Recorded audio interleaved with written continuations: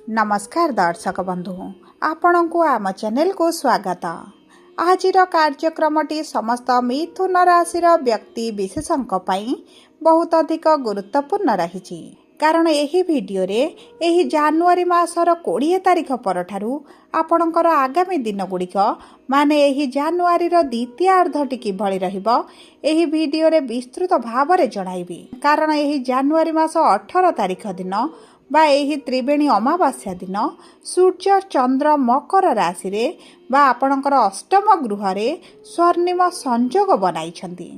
किंतु कुंडलीर षष्ठ अष्टम द्वादश गृह को जेहेतु शुभ बोली मना जाएनी तेणुक यही स्वर्णिम जोगटी आपण को शुभ फल देव ना अशुभ फल देव ताहा मध्य एही वीडियो रे विस्तृत भाव में आलोचना करिबा एवं आपणकर नक्षत्र अनुसायी गोटी गोटी करी केउ क्षेत्र उपरे केभली प्रभाव पकाइबो एवं कौन रहिछि आपणकर नक्षत्र अनुसायी आपणकर प्रतिकार ताहा मध्य एही वीडियो रे विस्तृत भाव में जणाइबी।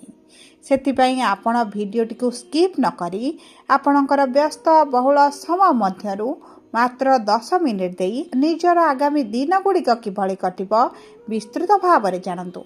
एबे आसंतु कार्यक्रमटी को आगो को बढ़ाइबा किंतु वीडियोटी आरंभ करिबा पूर्वरु जदि आपणकर भी मिथुन राशि होइथाए एवं आपण भी ईश्वर को आंतरिक भक्ति एवं विश्वास करंती तेबे वीडियोटी को लाइक करंतु। कमेंट बॉक्स रे जय जगन्नाथ जय मां लक्ष्मी अवश्य लिखि दियंतु। ता सहित आम सह जोगाजोग करिबा पई वीडियोर मध्य भाग रे एक व्हाट्सएप नंबर टिए दिया जाइछि जो नंबर साहाय्य आपण आम सह जोगाजोग करी निजर नूतन कुंडली प्रस्तुत करि परिबे कुंडली विश्लेषण कराई परिबे किंबा आपणकर चाकरी विवाह व्यवसाय प्रेम संपर्क शिक्षा स्वास्थ्य को नहीं किछि समस्या रहिछि ताहार सहजरे एवं स्वल्प मूल्य रे समाधान करि परिबे। सेतिपई आपण आम सह वीडियोर शेष पर्यंत जोड़ी होई रुहंतु एवं व्हाट्सएप नंबर माध्यम आम सह जोगाजोग करी निज समस्यार समाधान करंतु। देखंतु दर्शक बंधु आपणक मिथुन राशि सप्तम गृह रे सूर्य बुध शुक्र एवं मंगल विराजमान रहिथिले किंतु एही जनवरी मासरे आपणकर सूर्य 14 तारिख रे एवं मंगल 16 तारिख रे बुध 17 तारिख रे आपणकर सप्तम गृह को त्याग करी अष्टम गृह रे प्रवेश करथिले किंतु अमावास्या बा रविवार दिन चंद्र आपणकर अष्टम गृह को गोचर करिसेंती एवं चंद्रमा आपणकर अष्टम गृह रे बहुत अधिक खराब फल प्रदान करिथांती। अष्टम गृहटी जेहेतु मृत्युतुल्य कष्टर गृह पीड़ार गृह जेते शुभ ग्रह विराजमान कले मध्य आपण को एतेटा शुभ फल प्रदान करिबेनी।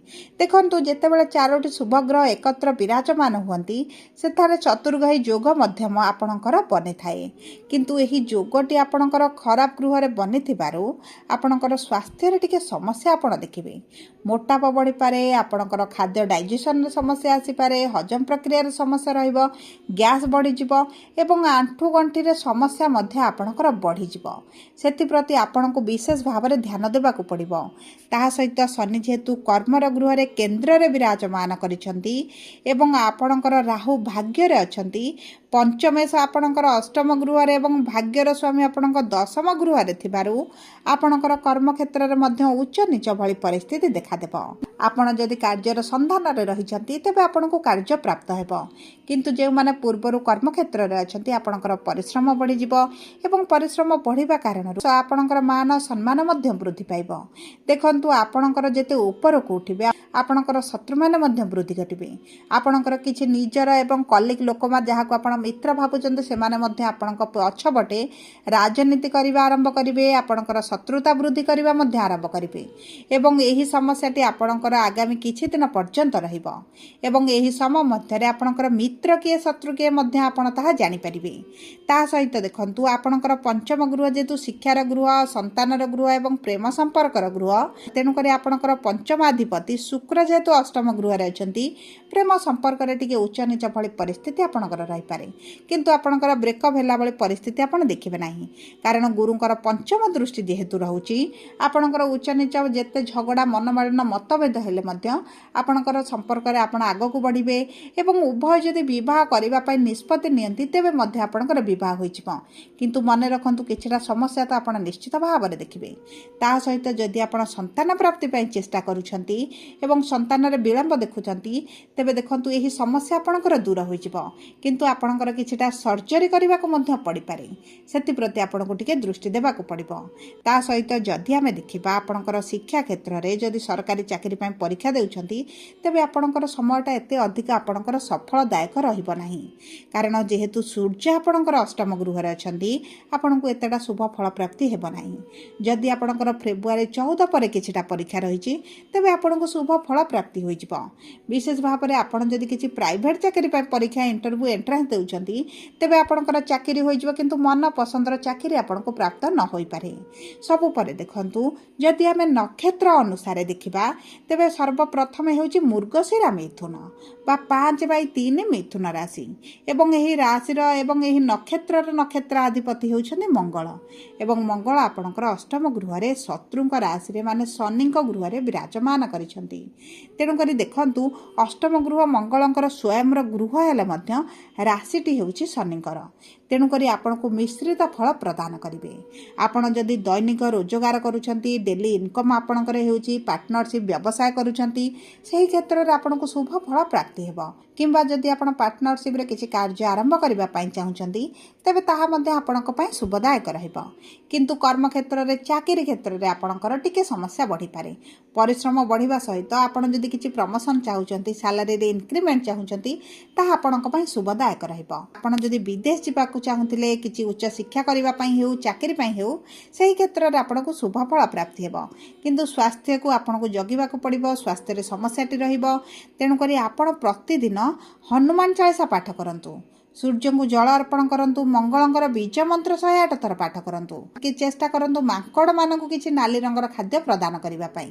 ତାହା ସହିତ ହନୁମାନଙ୍କ ମନ୍ଦିରରେ ଶନିବାର ହେଉ ମଙ୍ଗଳବାର ହେଉ ଆପଣଙ୍କର ହନୁମାନଙ୍କର ସିନ୍ଦୁର ନେଇ ନାଲି ରଙ୍ଗର ସିନ୍ଦୁର ହନୁମାନଙ୍କ ପାଦରେ ଘର୍ଷଣ କରନ୍ତୁ। ଚମେଲି ତେଲ ଯଦି ପାଦରେ ଘର୍ଷଣ କରିବେ ତେବେ ତାହା ମଧ୍ୟ ଆପଣଙ୍କ ପାଇଁ ଶୁଭଦାୟକ ରହିବ। ଏବଂ ଚେଷ୍ଟା କରନ୍ତୁ ଯଦି ଆପଣଙ୍କର ଆର୍ଥିକ ସମସ୍ୟାଟି ବଢ଼ିଯାଇଛି, ଅର୍ଥର ସମସ୍ୟାଟି ଦେଖାଯାଉଛି ତେବେ ଆପଣ ଶ୍ରୀ ସୁକ୍ତମ ପାଠ କରିବା ପାଇଁ। ଏହା ଆପଣଙ୍କ ପାଇଁ ଶୁଭଦାୟକ ରହିବ। ଏବେ ଆସନ୍ତୁ ଜାଣିବା ଆଦ୍ରା ମିଥୁନ ବା 6/3 ମିଥୁନ ରାଶିର ବ୍ୟକ୍ତିବିଶେଷଙ୍କର ନକ୍ଷତ୍ରାଧିପତି ହେଉଛନ୍ତି ରାହୁ। ରାହୁ ଯିଏ ଆପଣଙ୍କ ଭାଗ୍ୟରେ ବିରାଜମାନ କରିଛନ୍ତି। ଦେଖନ୍ତୁ ଏହି ସମୟରେ ଆପଣଙ୍କ ଭାଗ୍ୟ ଆପଣଙ୍କ ସାଥ ଦେବ। ଚାଲାକ ଚତୁର ବୁଦ୍ଧିମାନ ହେବା ସହିତ ଆପଣଙ୍କ ପିତାଙ୍କ ସହିତ ଯଦି କିଛି ସମସ୍ୟା ଚାଲିଥିଲା ତାହା ଦୂର ହୋଇଯିବ। ଆପଣଙ୍କ ପିତାଙ୍କର ସମ୍ପୂର୍ଣ୍ଣ ସପୋର୍ଟ ମିଳିବ, ସହଯୋଗ ମିଳିବ। ଏବଂ ଦେଖନ୍ତୁ ଯେକୌଣସି କାର୍ଯ୍ୟ ଆପଣ ଆରମ୍ଭ କରନ୍ତୁ, ଯଦି ପିତାଙ୍କର ନିଷ୍ପତ୍ତି ନେଇ ପିତାଙ୍କର ଆଦେଶ ନେଇ ଆପଣ କିଛି କାର୍ଯ୍ୟ କରନ୍ତି ତେବେ ଆପଣଙ୍କ ପାଇଁ ଅତି ଉତ୍ତମ ରହିବ। ତା ସହିତ ଆପଣ ଯଦି ଭାଗ୍ୟ ଭରସାରେ କିଛି କାର୍ଯ୍ୟ କରିବେ, ଆପଣଙ୍କର ନୂତନ ବ୍ୟବସାୟ ଆରମ୍ଭ ହେଉ, ନୂତନ ଗୃହ କିଣିବା ହେଉ, ଜାଗା କିଣିବା, ଭୂମି କିଣିବା, ଘର କିଣିବା, ଗାଡ଼ି କିଣିବା, ଯେକୌଣସି ବଡ଼ ଜିନିଷ ଯଦି ଆପଣ କ୍ରୟ କରିବା ପାଇଁ ଚାହୁଁଛନ୍ତି ତେବେ ଏହି ସମୟଟି ଉତ୍ତମ ରହିବ। କିନ୍ତୁ ଆପଣ ଯଦି ଅନଲାଇନ୍ ରିଲେଟେଡ୍ କାର୍ଯ୍ୟ କରୁଛନ୍ତି, ଟ୍ରାନ୍ସପୋର୍ଟରେ ଅଛନ୍ତି ତେବେ ଏହି କ୍ଷେତ୍ରରେ ଆପଣଙ୍କୁ ଟିକେ ଉଚ୍ଚ ନିଚ କମ୍ ବେଶୀ ଭଳି ପରିସ୍ଥିତି ଆପଣ ଦେଖିପାରନ୍ତି। କ୍ୟାରିୟରରେ ଟିକେ ଉତ୍ଥାନ ପତନ ଭଳି ପରିସ୍ଥିତି ମଧ୍ୟ ଦେଖାଦେଇପାରେ। ସେଥିପ୍ରତି ଆପଣଙ୍କୁ ଟିକେ ଦୃଷ୍ଟି ଦେବାକୁ ପଡ଼ିବ। ତାହା ସହିତ ଆପଣଙ୍କର ପ୍ରେମ ସମ୍ପର୍କରେ ଯେଉଁ ମନମାଳିନ୍ୟ ମତଭେଦ ଚାଲିଛି ତାହା ଆପଣଙ୍କର ଧୀରେ ଧୀରେ ଦୂର ହେବା ଆରମ୍ଭ ହେବ। ଏବଂ ଦେଖନ୍ତୁ ଆପଣ ଯଦି ଦ୍ୱିତୀୟ ବିବାହ କରିବା ପାଇଁ ଚାହୁଁଛନ୍ତି ଏହା ଆପଣଙ୍କ ପାଇଁ ଲାଭଦାୟକ ରହିବ।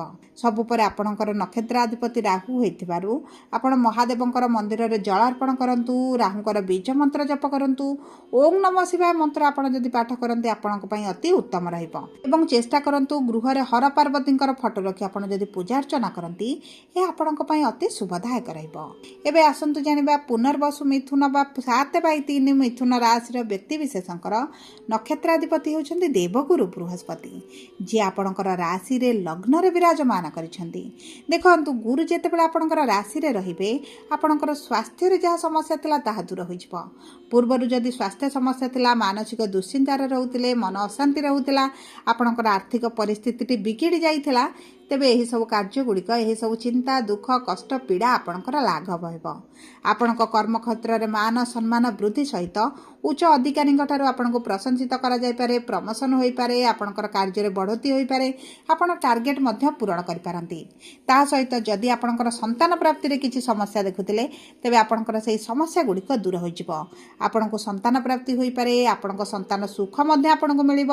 ଯଦି ସନ୍ତାନଙ୍କ ସହିତ ପୂର୍ବରୁ କିଛିଟା ସମସ୍ୟା ଚାଲିଛି, ଆପଣଙ୍କ ସନ୍ତାନ ଆପଣଙ୍କ କଥା ମାନୁନାହାନ୍ତି, ସନ୍ତାନଙ୍କର କ୍ୟାରିୟର, ସ୍ୱାସ୍ଥ୍ୟ, ଶିକ୍ଷାକୁ ନେଇ ବିବାହକୁ ନେଇ ଆପଣ ଚିନ୍ତିତ ରହିଛନ୍ତି ତେବେ ମଧ୍ୟ ସେହି ଚିନ୍ତାଗୁଡ଼ିକ ଦୂର ହୋଇଯିବ।